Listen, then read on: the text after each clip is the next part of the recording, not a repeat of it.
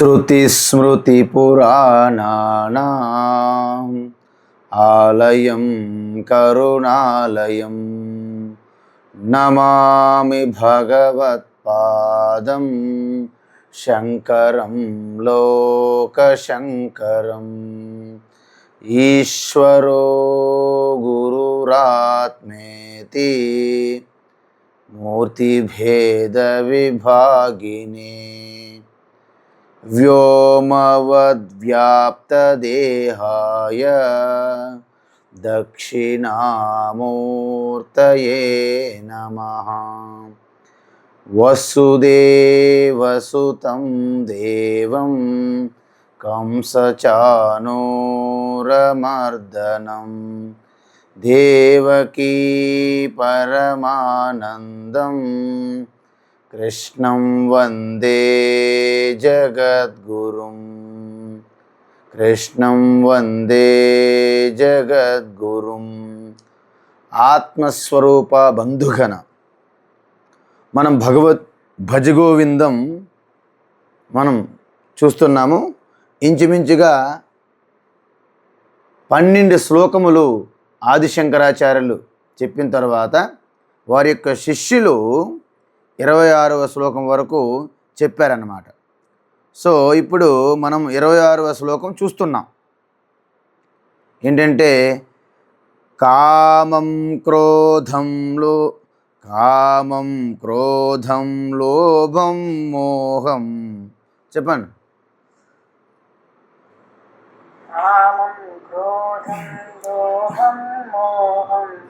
త్యక్త్వాత్మానం పశ్యతి సోహం.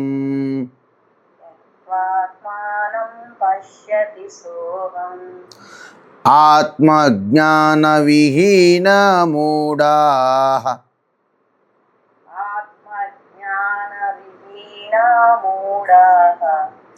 తే పచ్యంతే నరక నిగూఢాః.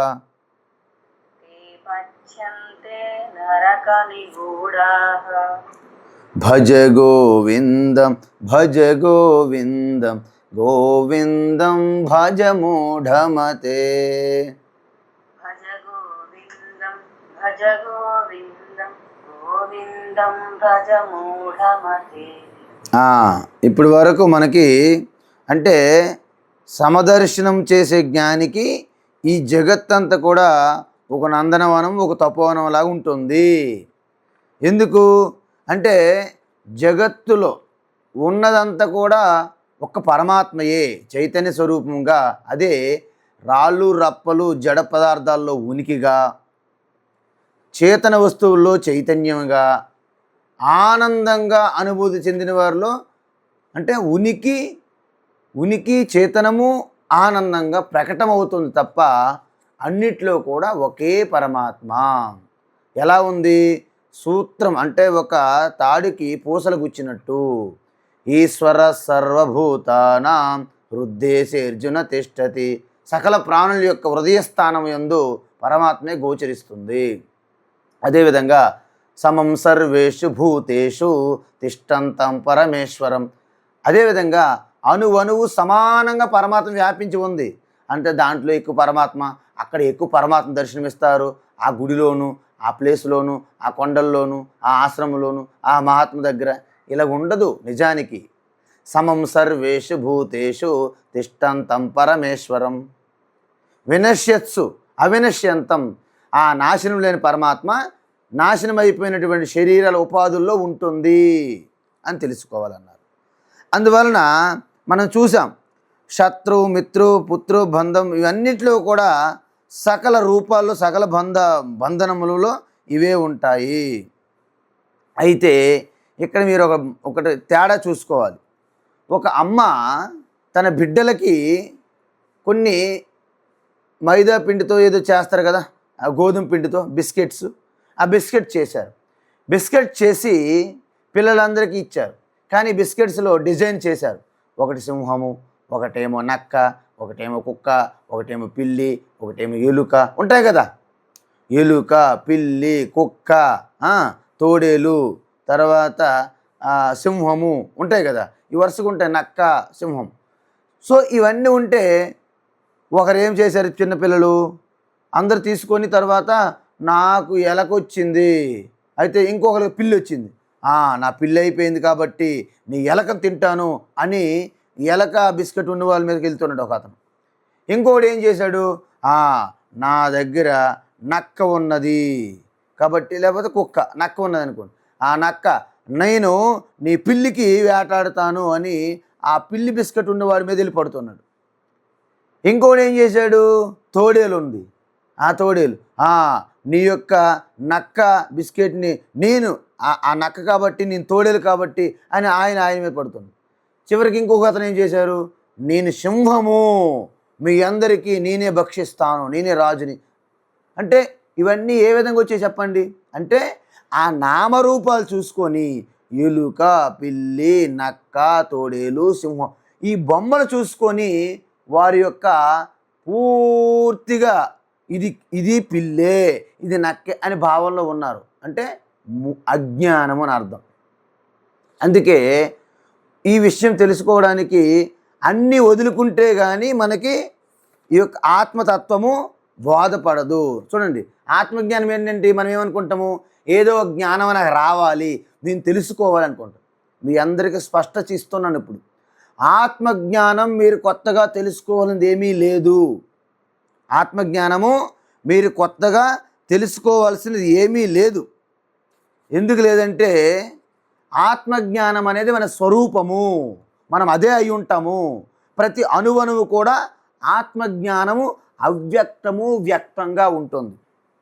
సపోజ్ ఈ టేబుల్ ఉంది, ఇక్కడ నా దగ్గర నా ముందు టేబుల్ ఉంది. ఈ టేబుల్ ఆత్మజ్ఞానం అవ్యక్త రూపంగా సత్రూపంగా ఉంటుంది, ఉనికిగా.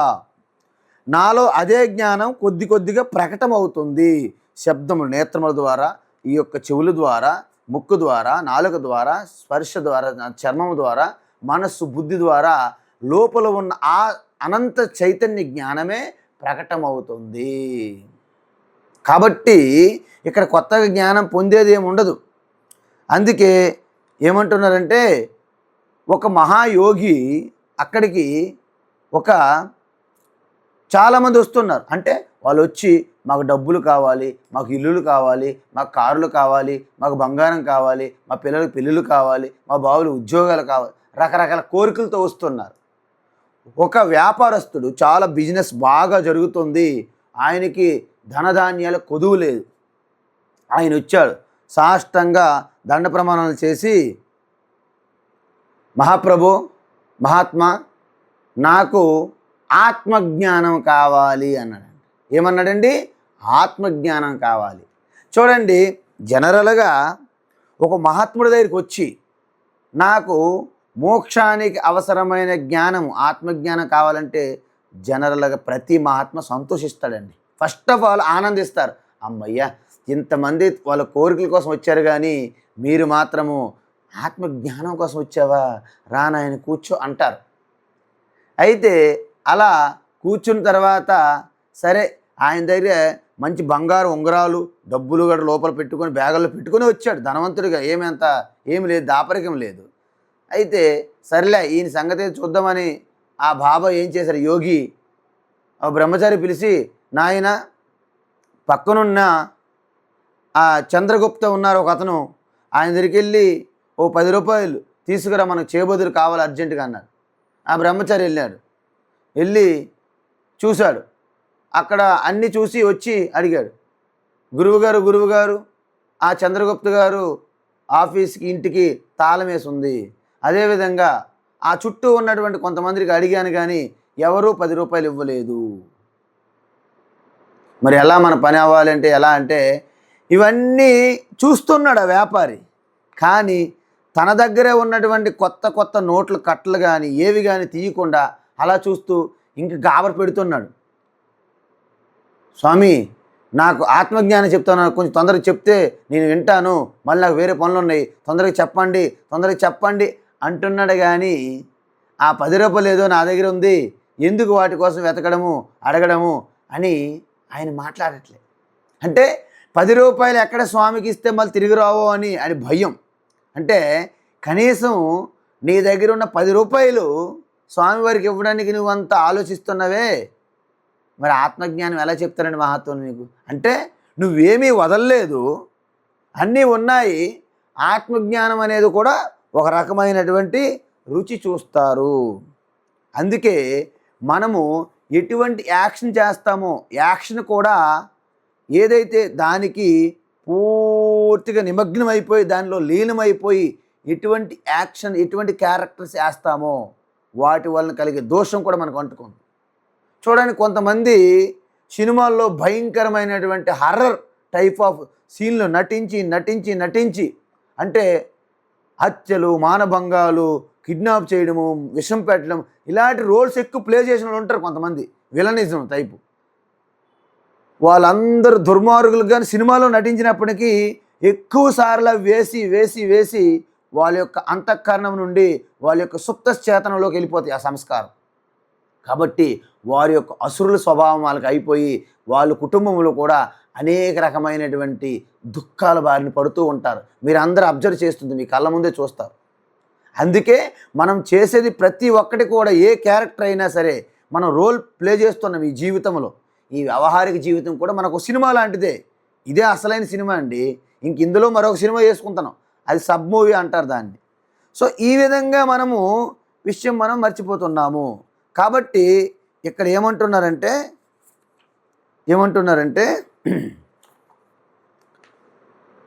మనకి పూర్తిగా ఈ ఆత్మజ్ఞానం అనేది కొత్తది కాదు. మీరు ప్రతిసారి పౌర్ణమి రోజు వస్తుంది ప్రతి నెల.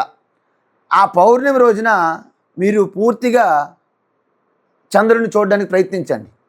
అంటే నిండు పౌర్ణమి అంటారు, నిండు పున్నమి. ఆ నిండి పున్నమి రోజున మనం చూస్తే చంద్రుడు అద్భుతంగా కనిపిస్తాడు. మొన్న వర్ణి గ్రామంలో ఓంకారం అనే గుట్ట పైన ఓంకారం వేశారు. అంతకుముందు పెద్ద సిలువ వేశారనమాట ఆ కొండ గుట్ట పైన. అయితే అక్కడ ఉన్నటువంటి స్థానికులు ఎవరైతే ఉన్నారో కొంతమంది జనార్దన్ గారు, సుబ్రహ్మణ్యం గారు అని కొంతమంది ఉన్నారు.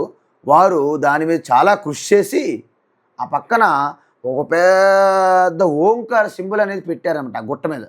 అప్పటి నుండి దాని పేరు ఓంకార గుట్ట అంటారు. వర్ణిలో ఉంది. సత్యనారాయణపురం అంటారు ఇంకొక పేరు. అయితే మొన్న నిండు పౌర్ణమి రోజున అంటే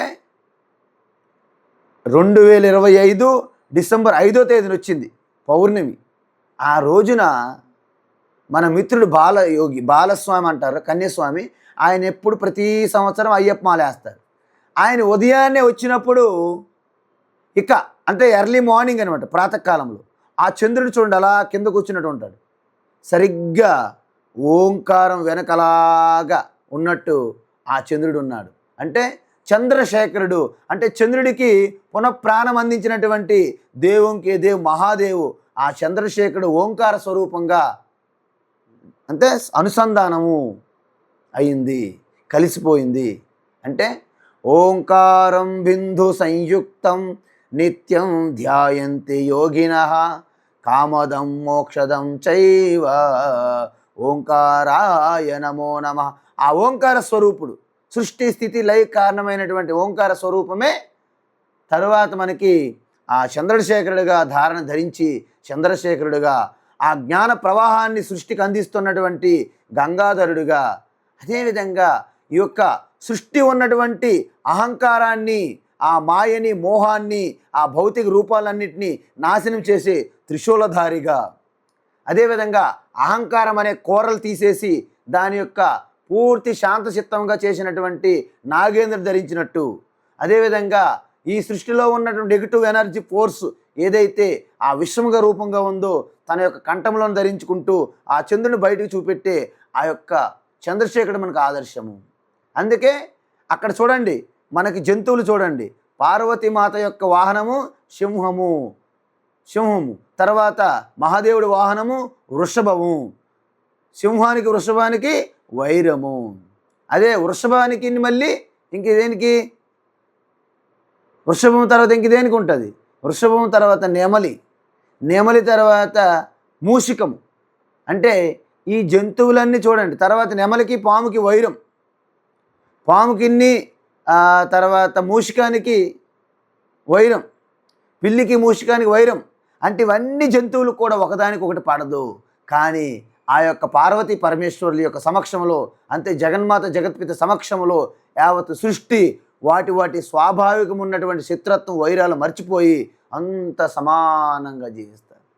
అది యావత్ సృష్టికి అక్కడి నుండే స్ఫూర్తి రావాలి.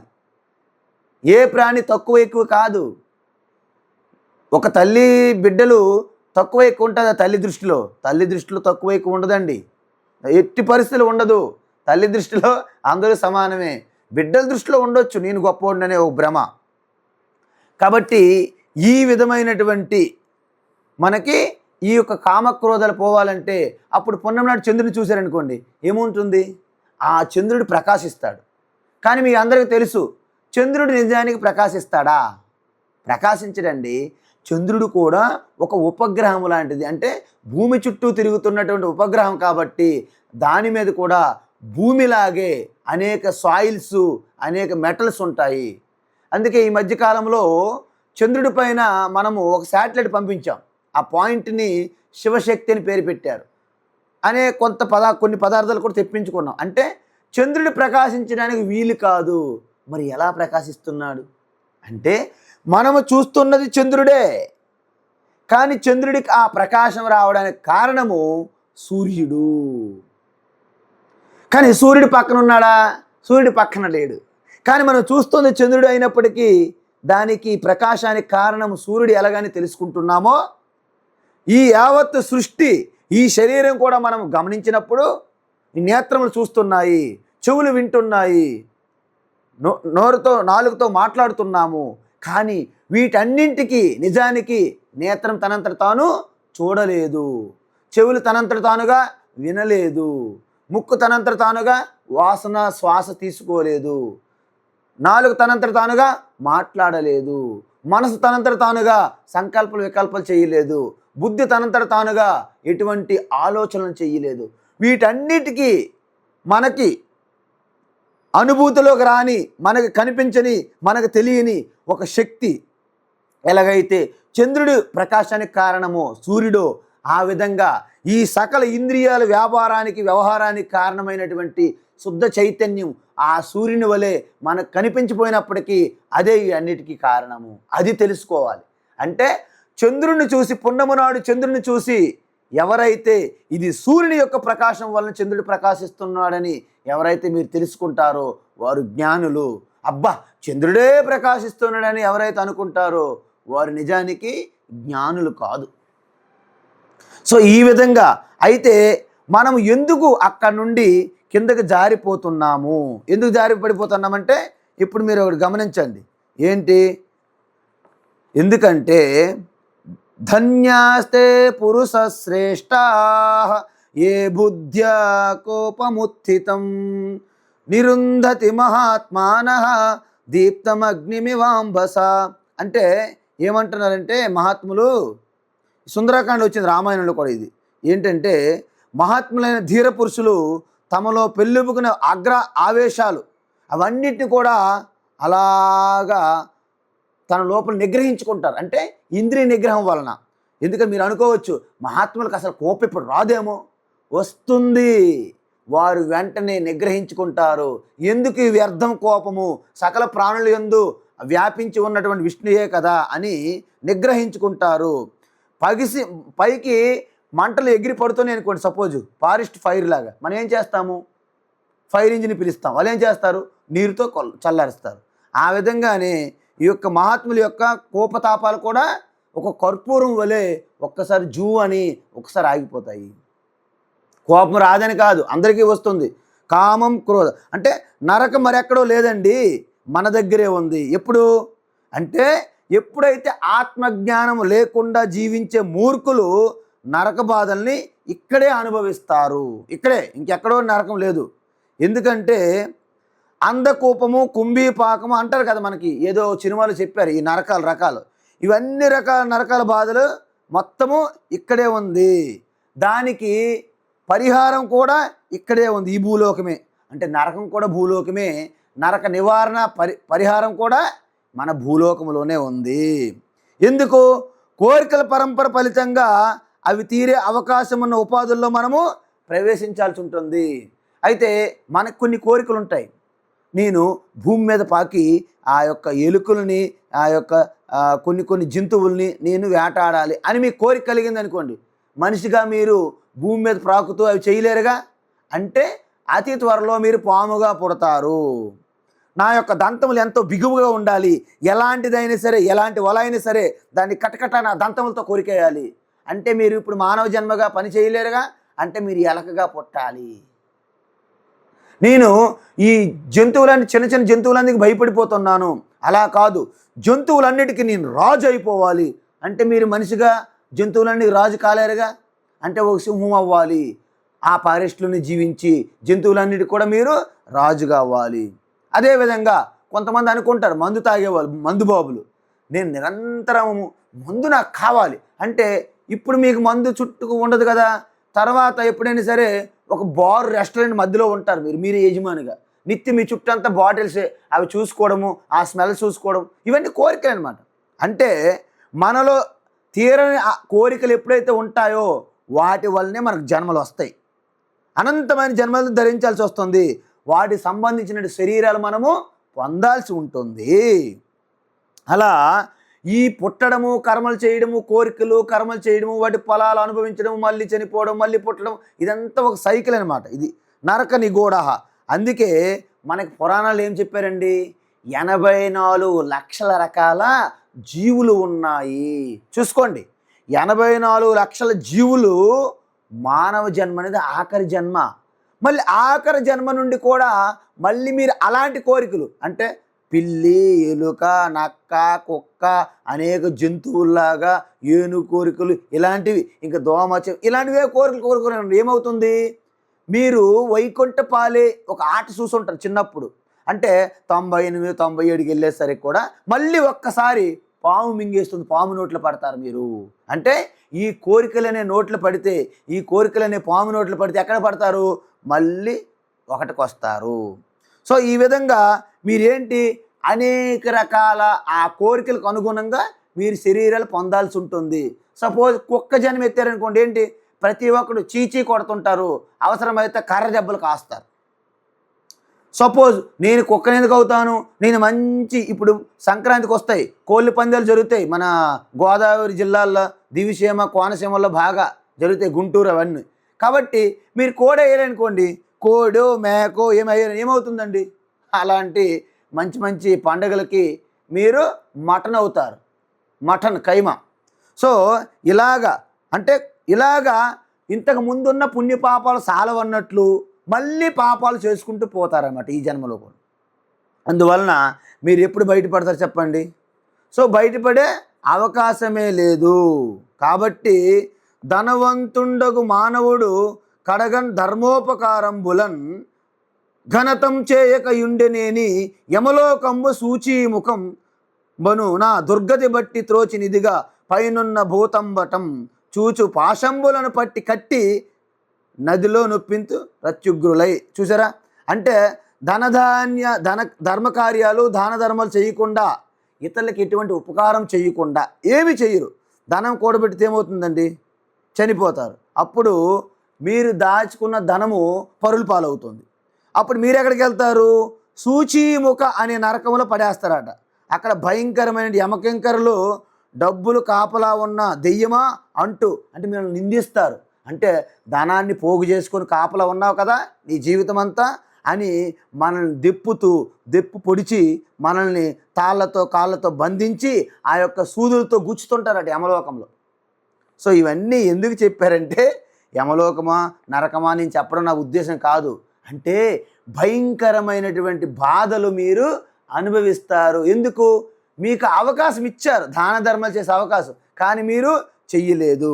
అప్పుడేమవుతుంది, ధ్యాయతో విషయాన్ పుంసః సంగస్తే సూపజాయతే సంఘా సంజాయతే కామః కామాత్ క్రోధోభిజాయతే క్రోధాత్ భవతి సమ్మోహః సమ్మోహాత్ స్మృతి విభ్రమః స్మృతి భ్రంశాత్ బుద్ధినాశః బుద్ధినాశాత్ ప్రణశ్యతి.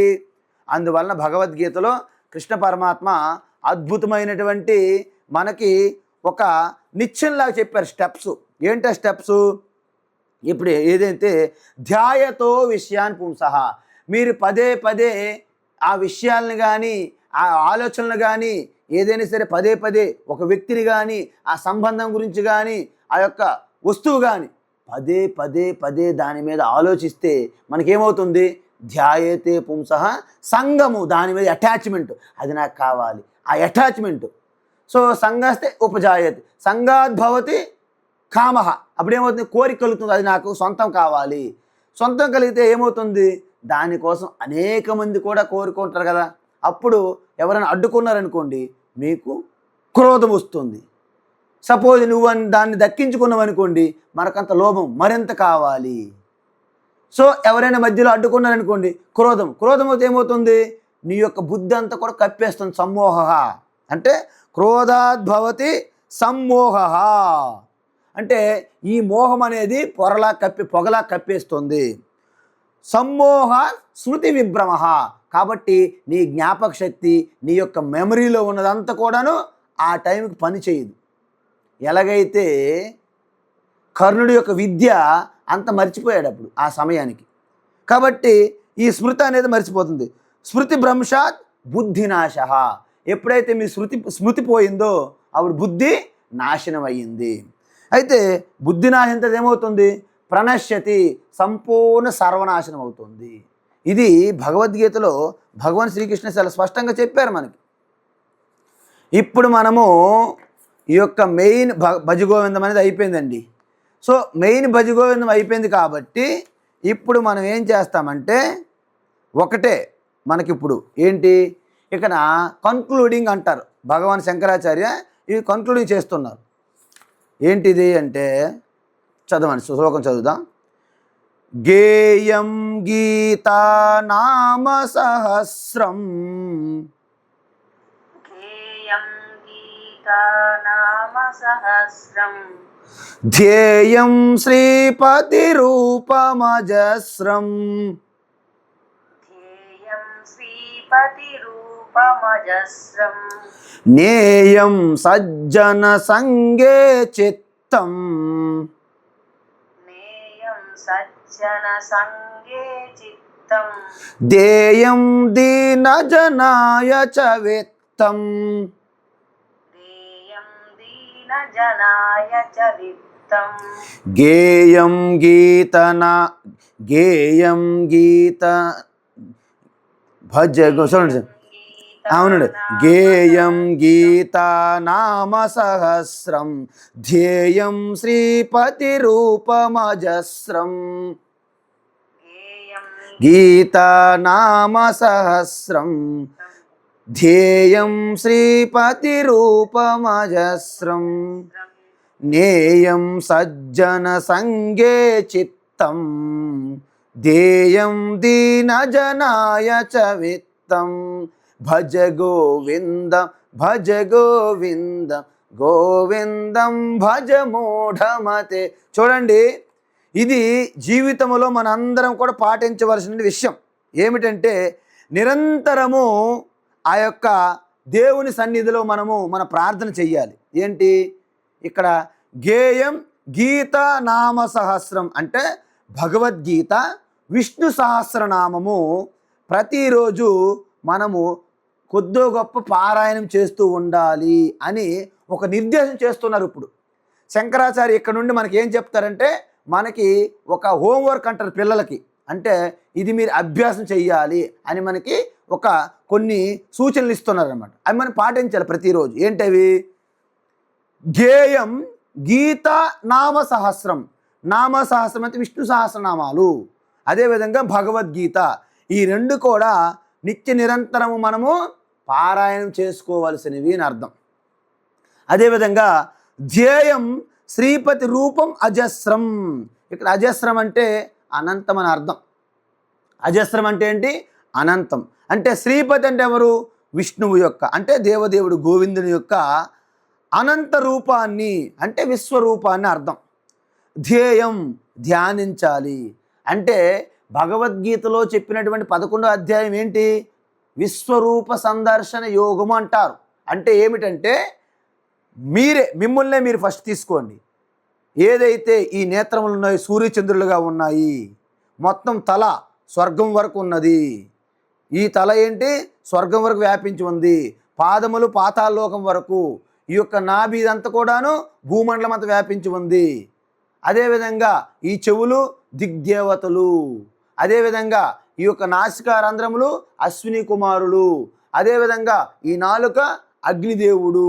అదేవిధంగా ఈ నోరు అగ్నిదేవుడు. తర్వాత నాలుకేంటి? వాగ్దేవి సరస్వతి. అదేవిధంగా ఈ యొక్క ఎముకలేంటి? హిమాలయ పర్వతములుగా. ఈ మాంసం ఏంటి? కొండలు గుట్టలుగా. అదేవిధంగా ఈ నరాల నుండి ప్రవహిస్తున్నటువంటి ఆ రక్తం ఏంటి? గంగా, గోదావరి, సరస్వతి, నిందు, కావేరి, తపతి, ఇవన్నీ నదులుగా. సో ఈ విధంగా మీరు భావన చేసి ఈ యొక్క తలపైన ఉన్న జుట్టు అడవులుగా, దట్టమైన అడవులుగా, మరి ఒంటి మీద ఉన్నటువంటి రోమాలు ఈ యొక్క తీగలు, లతలు, మొక్కలుగా. సో ఈ విధంగా మీరు భావన చేస్తే మీలోనే సకల గ్రహాలు, నక్షత్రాలు, పర్వతాలు, నదులు, పీఠభూములు, పంచభూతాలు, భూమి, నీరు, అగ్ని, వాయు, ఆకాశము, సూర్యచంద్రులు, సకల సృష్టి, ప్రాణులు, మానవులు, జంతువులు, పక్షులు, బ్యాక్టీరియాలు, వైరస్ అన్నీ కూడా మీలో ఎప్పుడైతే ఒక్కసారి దర్శిస్తారో దానినే విశ్వరూప సందర్శనము అంటారు.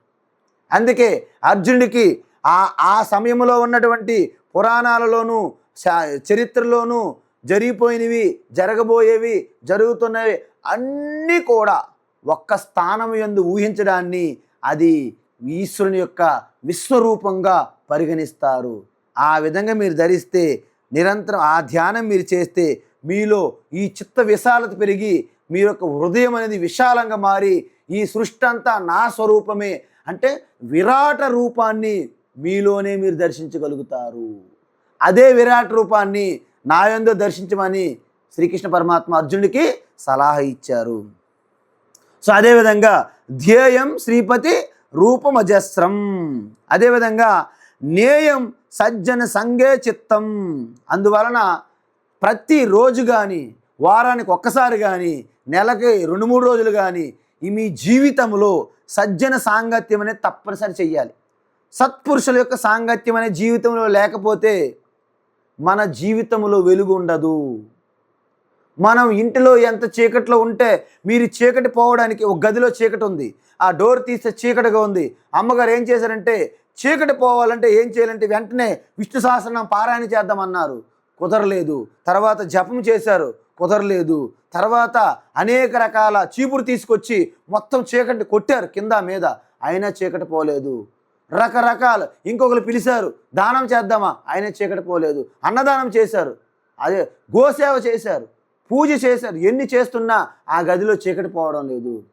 ఆ గదిలో చీకటి పోవాలంటే ఏం చేయాలి? ఒక క్యాండిల్ వెలిగించి లోపలికి దీపం చూపెడితే చీకటి పోతుంది. కాబట్టి మీరు మీ లోపల ఉన్నటువంటి ఈ గదిలో ఉన్నటువంటి హృదయంలో ఉన్నటువంటి హృదయ గదిలో ఉన్నటువంటి అజ్ఞాన అంధకారమైన చీకటి పోవాలంటే సాధు సత్పురుషుల యొక్క సాంగత్యం ద్వారా వెలిగే ఆత్మజ్ఞాన జ్యోతి వలనే ఆ యొక్క అజ్ఞాన అంధకారం అనేది చీకటి పోతుంది. అందువలన మనం చూసాం ఇంతకుముందే, సత్సంగత్వే నిస్సంగత్వం, నిస్సంగత్వే నిర్మోహత్వం, నిర్మోహత్వే నిశ్చలతత్వే, నిశ్చలతత్వే జీవన్ముక్తి. భజ గోవింద, భజ గోవిందం అని చెప్పాను, చూసాం. అది సత్సంగం యొక్క గొప్పతనం. అందువలన సత్సంగం లేకపోతే మీరు ఎన్ని శాస్త్రాలు చదివినా, ఎన్ని ఉపదేశాలు తీసుకున్నా, ఎన్నిసార్లు మంత్ర జపాలు చేసినా మీ పూర్తి అజ్ఞానం పోదు. ఎందుకంటే నిరంతరము మీ అజ్ఞానం మీద ఈ యొక్క సమ్మెడి దెబ్బల్లాగా ఈ డమర మీద కొడుతున్నట్టు కొట్టాలి. మీకు చిన్న ఉదాహరణ చెప్తాను. మీరు వెళ్తున్నారు, అంటే పాత రోజుల్లో నడుచుకొని వెళ్ళేవారు ఎక్కడికైనా. అక్కడ దాహం వేస్తుంది, ఒక మంచి నీటి సరస్సులాంటి చెరువు ఉన్నది, నీరు తాగాలని దిగారు. అందులో దిగితే దాని మీద చూడండి ఈ యొక్క గ్రీన్ పచ్చని ఈ శైవులలో కప్పి ఉంటాయి. అయితే మనకు నీరు కనిపించదు. ఓ బ్రహ్మచారి ఏమన్నాడంటే, గురువుగారు నీరు లేదు. నాయన వాటిని చెదరగొట్టు, చేత్తో అవి సైడ్ చెయ్యు, అప్పుడు నీకు నీరు దొరుకుతుందన్న.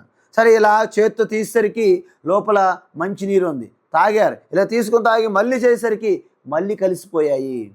అంటే మనం మళ్ళీ వాటిని చెదరగొట్టాలి, నిరంతరం చేస్తూనే ఉండాలి.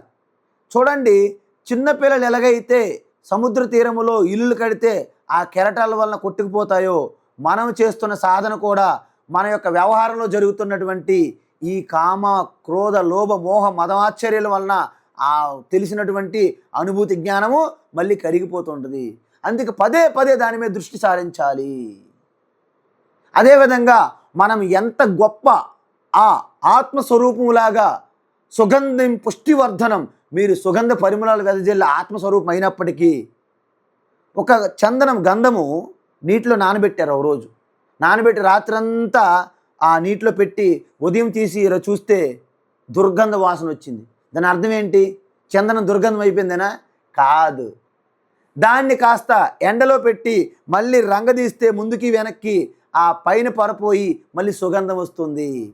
మనము కూడా ఈ వ్యవహారిక జీవితంలో పడి, ఈ వాళ్ళతో పోటీపడి, వీళ్ళతో పోటీపడి, మన హృదయంలో ధర్మాన్ని, న్యాయాన్ని పక్కన పెట్టి అధర్మాన్ని, అన్యాయాన్ని భయం వల్ల ఆశ్రయించి మనం అధర్మం చేయడం వలన మన పైన ఆత్మ స్వరూపం పైన దుర్గంధం అనే ఒక పొర ఏర్పడింది. దాన్ని పోగొట్టడానికే ఈ సత్సంగము, ఈ శాస్త్ర శ్రవణము, ఈ గురు ఉపదేశము, ఈ జపము, ఈ పారాయణము, ఈ ప్రాణాయామం, ఇవన్నీ కూడా దాన్ని వదిలించుకోవడానికే. ఎప్పుడైతే అది పోతుందో మళ్ళీ యథావిధిగా మీ ఆత్మస్వరూపం మీకు ప్రకాశిస్తుంది. అయితే ఇక్కడ 4 సాధనలు ఇచ్చారు. ఏంటి? ముందుది పారాయణము. ఏంటి పారాయణము? భగవద్గీత కానీ విష్ణు సహస్రనామం కానీ మీరు పారాయణం చేస్తూ ఉండాలి. తర్వాత ఏమన్నారు? ధ్యానం చెయ్యాలి.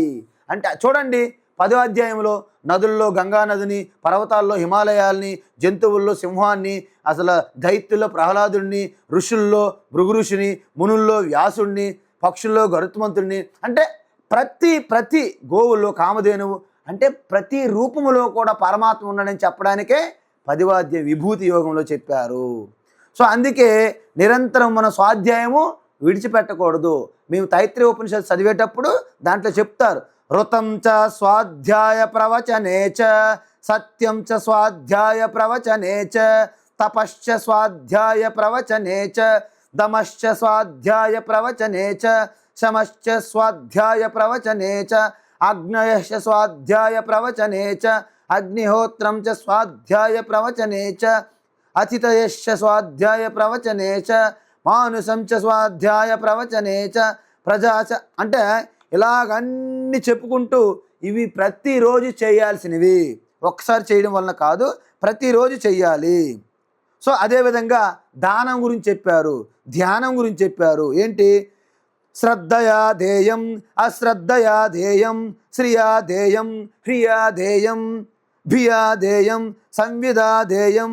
అంటే శ్రద్ధ అంటే మనము ఎవరికైనా దానం చేసే అవకాశం వచ్చిందంటే ఎంతో శ్రద్ధా భక్తితో, అబ్బా సాక్షాత్తు దేవుడికి నేను పూజించే అవకాశం వచ్చింది, దేవునికి సేవ చేసే అవకాశం వచ్చింది అని సంపూర్ణ శ్రద్ధతో ఎవరైతే దానం చేస్తారో ఆ దానంకున్న విలువ భూమి మీద వేరే దానికి ఏ తపస్సు, ఏ సాధనకి లేదు నిజానికి చెప్పాలంటే. అందుకే నాకు ఇచ్చిన భగవంతుడు ఇచ్చిన అవకాశము సువర్ణ అవకాశం అని దానం చెయ్యాలి. దానం ఒక చేతితో చేస్తే రెండో చేతికి తెలియకుండా అంత సీక్రెట్గా చెయ్యాలి. మనం ఏం చేస్తాం? కొద్ది దానం చేసి ప్రచారం ఎక్కువ చేసుకుంటాం, అడ్వర్టైజ్మెంట్స్. కాబట్టి దానం అలా చెయ్యాలి. ఇంకో ఏమంటానంటే అశ్రద్ధయ అధేయం, అశ్రద్ధయ అధేయం, శ్రద్ధ లేకుండా దానం చేయకూడదు. కానీ కొంతమంది మహాత్ములు అన్నారు, నీకు శ్రద్ధ లేకపోయినా ముందు దానం చేస్తే మెల్లమెల్లగా శ్రద్ధ కూడా వస్తుంది అన్నారు. అంటే కొంతమంది అంటారు, మాకు శ్రద్ధ లేదు కాబట్టి మీకు దానం చేయండి స్వామి. నో, శ్రద్ధ లేనప్పటికీ చేయడం వల్ల మీకు శ్రద్ధ వస్తుంది అని చెప్పారు. కాబట్టి శ్రియాధేయం అంటే శక్తివంతం లేకుండా మనకి కెపాసిటీ ఎంత ఉంటే దాంట్లో మీరు ఎంతవరకు అయితే దానం చేయగలరో అంతవరకు చెయ్యాలి. అదేవిధంగా హ్రియాధేయం అంటే నేను ఇంతకన్నా దానం చేయలేకపోతున్నాను అని మనలో కొంతమంది కుమిలిపోతారు. అయ్యో నేను దానం చేయాలంటే నా దగ్గర ఏం లేదే, వాళ్ళు ఉన్నది కానీ వాళ్ళు చేయట్లేదే అని తనంతట తానే కుమిలిపోతూ బాధపడతారు. అలా కాదు, వారెవరో ₹1,00,00,000 ఇచ్చారు, హుండీలో వేశారు తిరుమల తిరుపతిలో. మీ దగ్గర ఎంత ఉంది? మీ దగ్గర కెపాసిటీ మీ దగ్గర ₹1,000 ఉంది అంటే మీలో ఆ 1000 రూపాయలు ఎంత దానం చేయగలరో సంతోషంతో శ్రద్ధతో చెయ్యాలి. 10 రూపాయలైనా చాలు, 1 రూపాయి అయినా చాలు. నీకు ఎంత అనేది ఈశ్వరుడు అక్కర్లేదు. నీ హృదయంలో ఎంత ప్రేమ, పవిత్రతో, శ్రద్ధతో, భక్తితో చేస్తున్నావు అనేది ముఖ్యము. అందుకే మనకు భగవద్గీతలో ఏం చెప్పారు? భియాదేయం అంటే భయం లేకుండా. కొంతమంది భయానికి చేస్తారు. మహాత్ములు వచ్చారు, వాళ్ళకి ఏమి ఇవ్వకపోతే ఏమవుతుందేమో అని భయపడి, అదే టెంపుల్కి వెళ్ళి దేవుడి దగ్గరికి వచ్చాం ఏదైనా వేయకపోతే బాగుండదేమో భయపడి చేస్తారు. భయంతో చేయకూడదు. అదేవిధంగా సంవిదాధేయం అంటే పూర్తిగా మనస్ఫూర్తిగా ఖర్చు అయిపోయిందే అని బాధపడకుండా మనస్ఫూర్తిగా చెయ్యాలి. అందుకే కాయేన మనస బుద్ధి. ఈరోజు నాకు ఈ ట్యూన్ రావట్లేదు.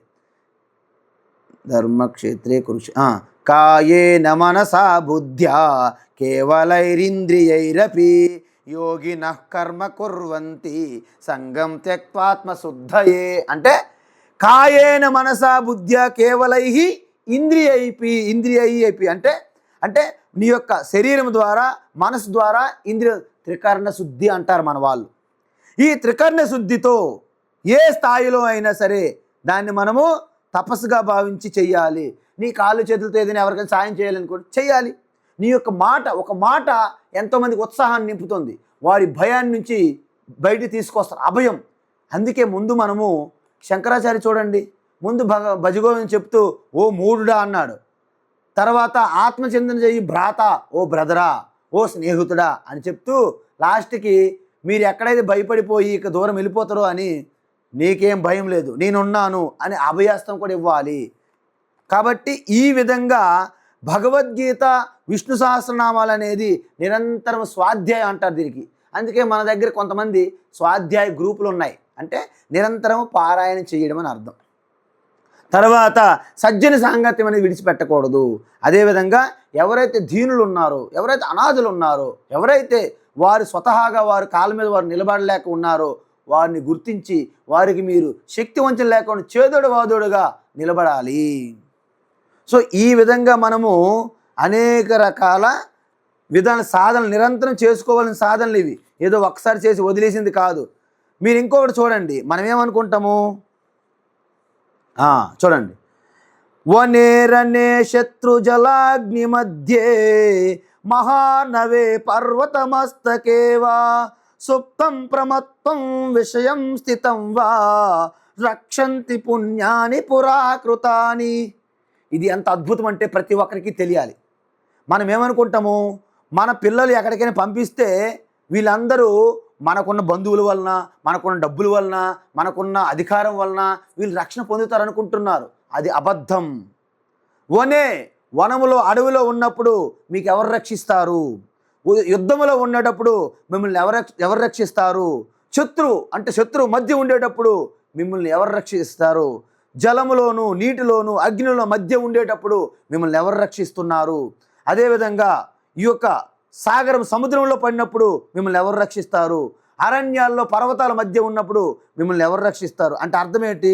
కొండ కోణంలో ఉన్నప్పుడు, నిద్రపోతున్నప్పుడు, సముద్రంలో స్పృహ లేక కోల్పోయినప్పుడు, అంటే కోమలోకి వెళ్ళిపోతారు కొంతమంది, భయంకర పరిస్థితుల్లో ఉండేటప్పుడు మీ యొక్క పుణ్యపాపాలే మీకు రక్షిస్తాయి. ఎవరు రక్షిస్తారండి? మీ యొక్క పుణ్యపాపాలే మనల్ని రక్షిస్తాయి. కాబట్టి ఆ పుణ్యపాపాలని మీరు చేయకుండా అయితే మనకు పేరు ప్రఖ్యాతులు ఉన్నాయి, మనకు సంపదలు ఉన్నాయి, మనకు జనం ఉన్నది, నాకు బలం ఉన్నది, అంటే మనకి పలుకుబడి ఉంది, నాకు అధికారం ఉంది, ఇవేవి కూడా మిమ్మల్ని రక్షించలేవు. కాబట్టి నిస్వార్థంగా కార్యకలాపాలు చేసి, దాన ధర్మాలు చేసి, యజ్ఞయాగాలు ఎవరైతే చేస్తారో, నిరంతరం ఈశ్వరుని సేవగా తన కర్తవ్యాన్ని ఎవరైతే నిర్వర్తిస్తారో వాళ్ళే అందుకే మీకు నిరంతర కవచనంగా మీ పుణ్యపాపాలు, ఈశ్వరుడు కృప పుణ్యపాపాలుగా రక్షిస్తాయి. చూడండి, ఎక్కడో ఊరు కాని ఊరిలో, దేశం కాని దేశంలో చదువుకుంటున్న, ఉద్యోగాలు చేస్తున్న మన పిల్లలు రక్షణ ఇచ్చేది ఎవరండి? మీ ధనం కాదు, మీ బ్యాంకులో ఉన్న ధనము ఏది విదేశాల్లో ఎక్కడో ఉద్యోగాలు కానీ చదువుకుంటున్నటువంటి వారికి వారి సంపూర్ణ రక్షణ ఎవరు కల్పిస్తారు? మీరు చేసుకున్న పుణ్యకార్యాలే. అందువలన మీ బిడ్డల్ని వెన్నట్టు కాపాడుతాయి. అదే కాదు, కనుసన్నల్లో, అంటే భగవంతుని యొక్క కనుసన్నల్లో మనం ఏమనాలి? ఓ దేవాది దేవుడా, మా బిడ్డల్ని కూడా నువ్వే రక్షించాలని దేవుడికి ఇవ్వాలి మనం క్యాటరింగు కాంట్రాక్ట్. మనమేమనుకుంటామంటే దేవుడి మీద కూడా నమ్మకం తక్కువయ్యి నేనే మా బిడ్డలను రక్షిస్తాను కాపాడేస్తాను అని ఒక అహంకారంతో ఒక దంభము దర్పంతో మనం ఉంటాము. నిజానికి ఎక్కడో మీరు బయలుదేరితేనే కొన్ని రోజుల్లో చేరుకోలేరు మీ బిడ్డల దగ్గరికి. అలాంటిది మన బిడ్డలు ఎక్కడెక్కడో ఉంటారు, ఎక్కడెక్కడికో వెళ్తారు, ఎక్కడో చదువుకుంటారు, ఎక్కడో వ్యాపారాలు చేస్తారు, ఎక్కడో ఉద్యోగాలు చేస్తారు. వాళ్ళందరికీ కూడా మీ డబ్బు ధనము జనము ఏవి రక్షించవు. కాకపోతే మీరు చేసుకున్న మీ తపస్సు, మీ భక్తి, మీ పుణ్యపాపాలు ఇవే రక్షిస్తాయి. కాబట్టి ఇవన్నీ కూడా ఈశ్వరుడు ఒడిలో పెట్టాలి. మన యొక్క సమస్యల్ని, మన బిడ్డల్ని, మన యోగక్షేమాలన్నీ ఈశ్వరుడి చేతికి ఇవ్వాలి. అందుకే మహాభారత యుద్ధంలో అర్జునుడు ఏమి తెలివి తక్కువడు కాదండి. దుర్యోధనుడు 2 అక్షోహిణుల సైన్యం తీసుకున్నాడు. నారాయణ సేన అంటే ఏదవ సేన అంటే ఒక్కొక్క సైనికుడు కూడా ఒక్కొక్క మహారథితో సమానం. విశ్వంలో అన్ని శస్త్రాలను కూడా సంధించగలరు. మరి అలాంటి సైన్యము 2 అక్షర సైన్యాలు దుర్యోధను కోరుకుంటే శస్త్రం పట్టను, యుద్ధం చేయను, కేవలం ఖాళీ కూర్చుంటాను, నాకు భోజనం పెట్టాను, నువ్వు సిద్ధంగా ఉన్నావా అయితే నన్ను కోరుకో అన్నాడు. అయినప్పటికీ ఆయన మామూలు మనిషి కాదు, సాక్షాత్తు సత్యం తెలుసుకున్నవాడు, ధర్మం తెలుసుకున్న రహస్యము అన్ని భవిష్యత్తు కూడా కొంతవరకు ఊహించి చెప్పగలిగే ఒక ఏకైక మహాయోగీశ్వరుడు, యుగపురుషుడు, అవతార పురుషుడు అయినటువంటి శ్రీకృష్ణుని కోరుకున్నాడు. ఎందుకంటే అతని చేతిలో తన యొక్క రథము యొక్క పగ్గాలు పెడితే తనకి ఇంకెటువంటి చింత లేదు, బాధ లేదు, భయం లేదు, బెంగ లేదు, ఇబ్బంది లేదు, కష్టం లేదు. కాబట్టి ఈ విధంగా మనం తెలుసుకోవాలి. ఈ విధంగా మనం తెలుసుకోకుండా మనం ఏం చేస్తున్నాము, మనం ఏవేవో నమ్ముకుంటున్నాం ఇన్సూరెన్స్ల మీద. ప్రతిదానికి ఇన్సూరెన్స్ తీసుకోండి, ప్రతిదానికి ఇన్సూరెన్స్. ఇంతమంది పోతున్నారు, వాళ్ళందరూ ఇన్సూరెన్స్ కట్టలేదా? ఇబ్బందులు పడుతున్నారు, అనేక కష్టాలు పడుతున్నారు. ఇన్సూరెన్సులకి, మీ దగ్గర ఉన్న డబ్బులకి, మీ దగ్గర ఉన్న జనంకి, మీ దగ్గర ఉన్న అధికారంకి, వాటన్నిటికీ కొన్ని హద్దులు ఉంటాయి, కొన్ని లిమిట్స్ ఉంటాయి. అక్కడ వరకే పని చేస్తాయి. అవి దాటి పని చేయలేవు. అవి దాటి పని చేయాలంటే మనం తెచ్చుకున్నట్టు పుణ్యమే మనల్ని కవచంగా కాపాడాలి. ఈశ్వరుని మీద పెడితే ఈశ్వరుడే మనకి ఏదో రూపంలో రక్షణ ఇస్తారు. ఇప్పుడు తర్వాత సుఖత క్రియతే రామ భోగ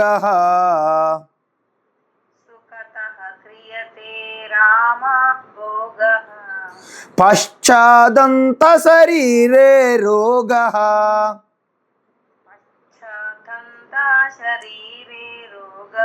పశ్చదంత కాదు, పశ్చాదంత శరీరే రోగ.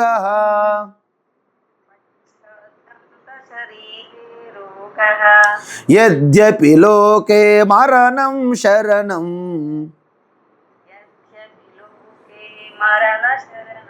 యద్యపి లోకే మరణం శరణం, తదపి న ముంచతి పాపాచరణం.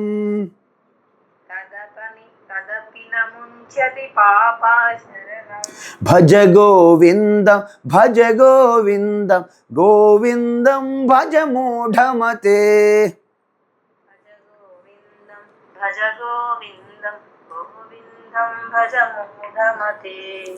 చూడండి, ఇప్పుడు మీకు ఒక చిన్న ఇది మంచిది అనమాట. అంటే మన యొక్క స్వభావం, కోరికలతో ఉన్నవాటి మనిషి ఎలాగ ఉంటారు అనేది చెప్తున్నారు. మళ్ళీ ఏంటి, రామభోగ సుఖత క్రియతే. ఇంద్రియ లోలత్వంతో సుఖాల్లోనూ భోగాల్లోనూ గడుపుతుంటారు కొంతమంది. ఇంద్రియ లోలత్వం అది. ఇప్పుడు చూడండి, శాంతను మహారాజు మహాభారత ఆరంభంలో తను గంగాదేవికి వివాహం అయిన తర్వాత వారు వెళ్ళిపోయారు. ఎందుకు? బిడ్డని గంగలో కలుపుతుంటే వారిద్దరు విడిపోయింది బంధం. అయితే ఆ తర్వాత ఆయన ఇక మళ్ళీ పెళ్ళి కావాలి. ఎందుకు? భోగ లాలస లంపట. కాబట్టి మత్స్యకన్య అనే సత్యవతిని పెళ్లి చేసుకోవాలనుకున్నారు. ఆయన పుట్టారు. పుట్టిన తర్వాత ఏంటి, ఆవిడ కోరుకుంది భీష్ముడికి ఎటువంటి అధికారము వాళ్ళ పిల్లలకు కాకూడదు, నా బిడ్డలకు కావాలని కోరుకుంటుంది ఆవిడ. సరే ఓకే అని భీష్ముడిని భీష్మించేస్తారు, ప్రతిజ్ఞ చేస్తారు, అది వేరే విషయం కథ. అయితే ఆవిడికి ఒక ఇద్దరు బిడ్డలు పుడతారు, చిత్రాంగద విచిత్ర వీర్య అని. వాళ్ళు ఎలా అంటే విచిత్ర వీర్యుడు ఎలాగంటే కేవలము మగువ మద్యము అని. అంటే ఆ క్రీడలు, ఆ మందు పాత్రలు చేతులు పట్టుకొని ఆ జోదము, ఆ యొక్క వేరే అలాంటి వ్యసనాల పరుడవుతాడు. ఏమయ్యాడు? ఆ వ్యసనాలతోనే నశించాడు. అదేవిధంగా మీ అందరికీ తెలుసు యయాతి రాజు ఒక గొప్ప చక్రవర్తి. కానీ ఈ ఇంద్రియ లాలస లంపట వలన రమించడం అనమాట. రామభోగ అంటే ఇక్కడ రామ అంటే శ్రీరాముడు కాదండి, ఆత్మరాముడు కాదు. అంటే ఆ ఇంద్రియ విషయాలపైన ఎప్పుడు కూడా భోగించడాన్ని, రమించడాన్ని, వాటిలోనే ఇక సర్వస్వం అని ఆ యొక్క మత్తులో, ఆ కిక్కు కైఫులో ఉండడాన్ని రామభోగ అంటారు. కాబట్టి ఆ యయాతి ఏమనుకున్నాడంటే భోగాలు అనుభవిస్తూ అనుకోకుండా వృద్ధాప్యం వచ్చింది. ఇక భోగాలు అనుభవించలేకపోతున్నాడు. వెంటనే గురువు గారికి రిక్వెస్ట్ చేసి నాకు మళ్ళీ యవ్వనం కావాలంటే కుదరదు అన్నాడు. ఎట్టి పరిస్థితులు నీ తపస్సు ఏం చేస్తావో నాకు తెలియదు, నాకు యవ్వనం కావాలన్నాడు. సరే గురువు ఇంకెవరైనా వారు యవ్వనం ఇస్తే నీ వృద్ధాప్యం వాళ్ళకి వెళ్తుంది, వాళ్ళు యవ్వనం నీకు వచ్చేటట్లు నేను ప్రయత్నిస్తా అన్నాడు. అలాగే చివరికి ఒక పుత్రుడు ఒప్పుకున్నాడు. మళ్ళీ భోగాలు అనుభవిస్తూ మళ్ళీ వృద్ధాప్యం వచ్చేసింది. అప్పుడు ఆయనకు అర్థం కాలేదు, ఇవి ఎప్పుడు తీరుతాయి? ఇవి ఎప్పటికీ తీరవు. ఎందుకంటే అగ్నిలో మీరు నెయ్యి వేస్తున్నారు అనుకోండి, అగ్ని ఆర్పగలుగుతారా? ఆర్పలేరు. నా జాతు కామానా భోగేన ఉపశామ్యతి అవిషా కృష్ణవర్త్మైవ. అంటే ఇక అభివర్ధతే భూయ ఏవాభివర్ధతే, మళ్ళీ వృద్ధి చెందుతుంది. ఏంటి వృద్ధి చెందుతుంది? అగ్నిలో నెయ్యి వేస్తే ఎలాగైతే పెరుగుతుందో, మీ కోరికలు తీర్చుకోవాలని మీరు వెళ్తుంటే, ఒక కోరిక తీర్చుకోవాలనుకుంటే 10 కోరికలు యాడ్ అవుతుంటాయి. 10 కోరికలు 100 కోరికలు యాడ్ అవుతూనే ఉంటాయి. అంటే కోరికలు అనేవి తీరే పరిస్థితి లేదు. సముద్రంలో కెరటాలన్నీ ఆగిపోతే స్నానం చేస్తున్నట్టుంది. అవి ఎప్పటికీ ఆగవు, నీ స్నానం ఎప్పుడు చెయ్యవు. సో ఈ విధంగా ఈ ఇంద్రియములలో పడి మరి పూర్తిగా మన జీవితాన్ని వ్యర్థం చేసుకుంటున్నాము. అందుకే ఆదిశంకరాచార్య వివేక చూడమనిలో ఒకటి చెప్పారు. శబ్దాదిభి పంచభిరేవ పంచత్వమాపో స్వగుణేన బద్ధ కురంగమాతంగ పతంగమేన భృంగానర పంచభిరంచిత కిం అన్నారు. అంటే ఒక్కొక్క ప్రాణి తన యొక్క ఒక్కొక్క ఇంద్రియానికి బానిస అయ్యి తన జీవితాన్ని కోల్పోయాయి. లేడీ శబ్దానికి చాలా ఆకర్షితుడు అవుతుంది అనమాట ఆవిడ. అందుకే లేడీని పట్టుకునే వేటగాడు మంచి మ్యూజిక్ ప్లే చేస్తాడు, సంగీతాన్ని. అలాగ చెవులు ఇలా నెక్కపెట్టుకొని వచ్చి అటువైపు దొరికిపోతుంది, వలలో పడిపోతుంది. అదేవిధంగా ఈ స్పర్శ తన చర్మానికి ఇంకొక చర్మం ఇలాగా రుద్దితే ఏనుగుకి చాలా సుఖం అనిపిస్తుందట, విషయ సుఖం. కాబట్టి స్పర్శ సుఖం అన్నమాట. కాబట్టి కిల్లర వీరప్పన్ లాంటి వాడు ఏనుగు పట్టుకోవడానికి ఒక పెద్ద స్వరంగం లాంటిది తవ్వి దానిపైన ఎదురు బొంగలేసి తన పచ్చిక బయళ్ళు కప్పుతాడు. ఆ పైన ఒక ఏనుగు బొమ్మలాడు పెడతాడు. ఓహో ఏనుగు ఉంది, రాసుకొని పూసుకోవచ్చని పరిగెత్తి వచ్చి దాంట్లో పడుతుంది ఆ గోతులు. అదేవిధంగా మిడతలు ఉంటాయి, మీకు తెలుసు. అవి ఎక్కడ అగ్ని కనిపిస్తే అబ్బా అద్భుతమైన అమృత పిండి వంటలు తినేక మనం తినొచ్చు కడుపు నిండా అని ఆ యొక్క మిడతలు వచ్చి అగ్నిలో పడతాయి. అదేవిధంగా ఏదో మాంసం కండ దొరికిపోతుంది నీటిలో అని చేపలు పట్టేవాడు గేలానికి ఒక చిన్న మాంసం కండ వానపాములు పెడితే ఆ చేప మాంసం కండాన్ని కొని వచ్చి ఆ గేలం ముళ్ళు లోపల గుచ్చుకొని చేప దొరికిపోతుంది. అదేవిధంగా ఈ యొక్క మీకు ఈ తేనెటీగలు అంటారు చూడండి, మధుమక్షికలు అంటే పుష్పాలలో గంధం వాసన పీల్చుకుంటూ మైమరిచిపోయి ఆ యొక్క పుష్పాల్లో ఉండిపోతాయి అన్నమాట. వాళ్ళు ఏమవుతుంది, ఒక్కొక్క ఇంద్రియ విషయానికి లోలులయ్యి బానిసయ్యి జీవితం కోల్పోతున్నారు. మరి మనిషి సంగతి ఏంటి చెప్పండి. అందుకే ఒక రోజంట కబీర్ దాస్, మీకు తెలుసు కదా కబీర్, ఆయన రామభక్తుడు అనమాట.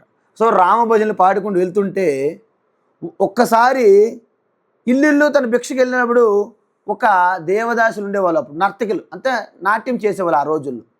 ఆవిడ తన ముస్తాబయ్యి ఈ యొక్క కబీర్ దాస్ మీద చాలా వెటకారంగా మాట్లాడుతూ ఈయనగా తన జడలో తిప్పుకుంటూ కళ్ళు ఇలా కిందకి మీదకి ఇలా చేస్తూ ఒక యాక్టింగ్లా చేసింది అనమాట. సో ఆవిడ్ని నమస్కారం పెట్టి ఆయన వెళ్ళిపోయారు.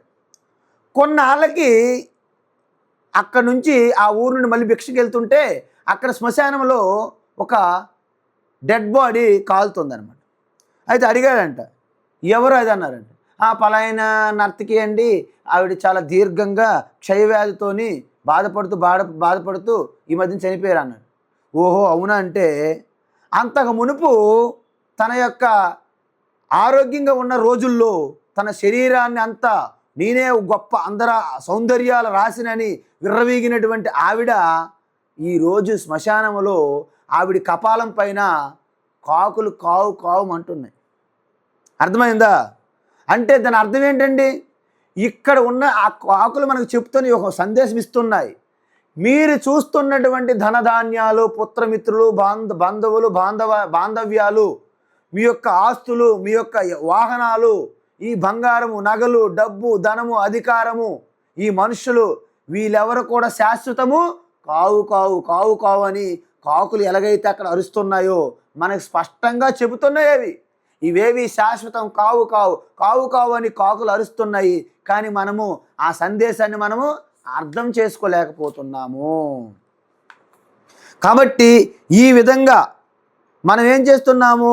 మన సమయాన్ని అంతా కూడా వృధా చేసి చివరికి మనకి ఉత్తి చేతులు ఇలా చేతులే ఉంటాయి.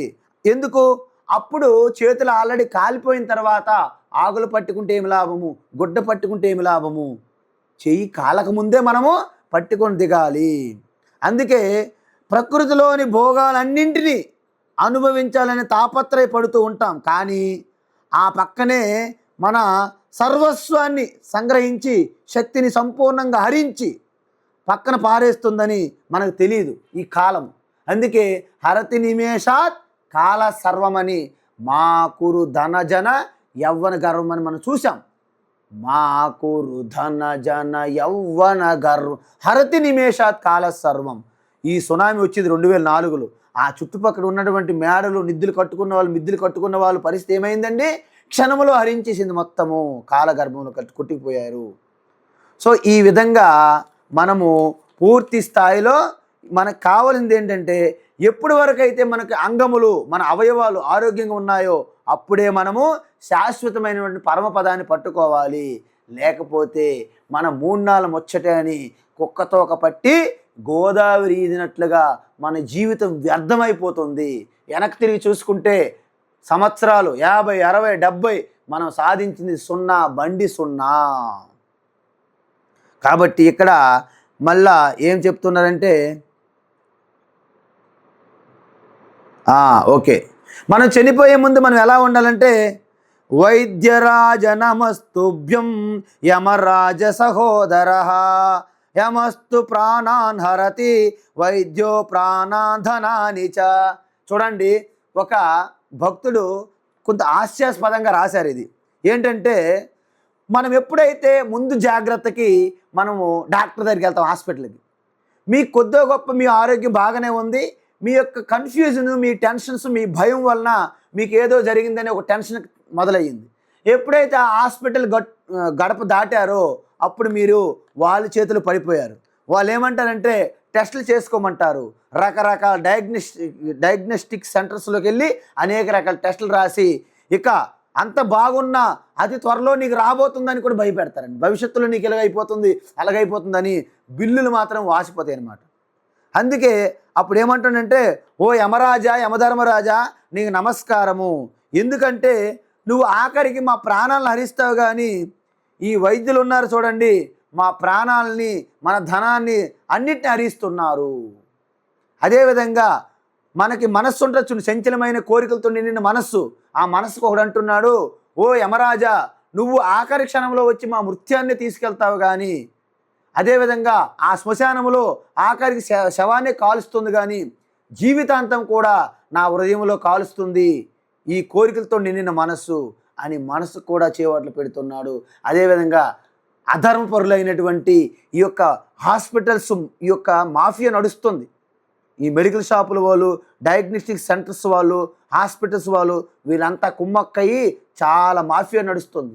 కాబట్టి మీరు ముందుగానే జాగ్రత్త పడి మీ యొక్క ఆహార నియమాలు మార్చుకోండి. మీ శరీరం అనేది ఒక యంత్రంగా దాన్ని సర్వీసింగ్ సెంటర్ చేసేటట్టు ఒక యోగా ఆసనాలు వేసుకొని ఒక చిన్నపాటి ఎక్సర్సైజ్ చేసుకొని ఉదయం నుండి సాయంత్రం వరకు ఆ యొక్క దైవ చింతనలో ఉంటూ ధర్మకార్యాలు న్యాయంగా మీరు జీవించండి. వ్రతాలు తీసుకొని జీవించండి. తపస్సుగా మార్చుకోండి. మీకు ఎటువంటి ఈ హాస్పిటల్ చుట్టూ ప్రదక్షిణలు అక్కర్లేదు. ఎవరైతే దేవుడి ప్రదక్షిణలు చేయరో వారు హాస్పిటల్ ప్రదక్షిణలు చేయాల్సి వస్తుంది.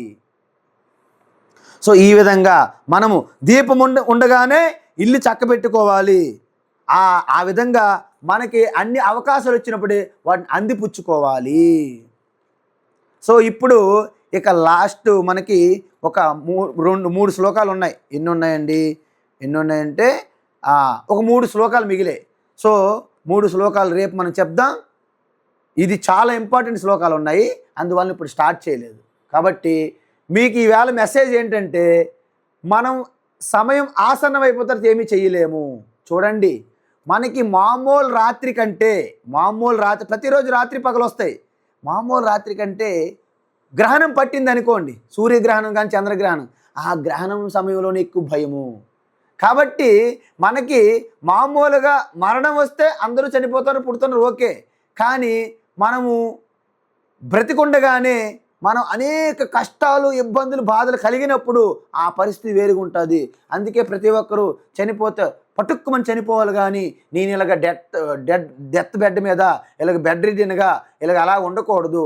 నాకు సేవలు చేసేవాళ్ళు నన్ను నిందిస్తూ తిట్టుకొని ఉంటారు, నేను బాధపడుతూ ఉంటాను, ఇవన్నీ నాకు వద్దని కోరుకుంటారు.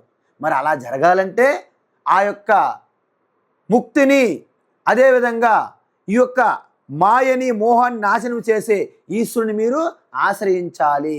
ఓం త్ర్యంబకం యజామహే సుగంధిం పుష్టివర్ధనం ఉర్వారుకమివ బంధనాన్ మృత్యోర్ముక్షీమామృతాత్. ప్రతి ఒక్కరు కూడా రోజుకు 11 సార్లు దీన్ని జపం చేయండి, ధ్యానించండి. మీకు ఎటువంటి అకాల మృత్యువులు కానీ, మీ ఇంటిలో కానీ, మీ కుటుంబ సభ్యులు కానీ ఎటువంటి ఇబ్బందులు, కష్టాలు అనుకోని సమయంలో ఊహించిన విధంగా రావు. ఇది రక్షణ కవచము, ఇది సంజీవని మంత్రము, మృత్యుంజయ మంత్రం. అన్నిటికీ ఇదే వాడండి మీరు, దేనికైనా పర్వాలేదు. మృత్యుంజయ మంత్రం అనేది సర్వరోగ నివారణ సంజీవని మంత్రము. ఓం పూర్ణమద పూర్ణమిదం పూర్ణాత్ పూర్ణముదచ్యతే పూర్ణస్య పూర్ణమాదాయ పూర్ణమేవావశిష్యతే. ఓం శాంతి శాంతి శాంతి. హరి ఓం శ్రీ గురుభ్యో నమః. హరి ఓం తత్సత్. సర్వం శ్రీకృష్ణార్పణమస్తు.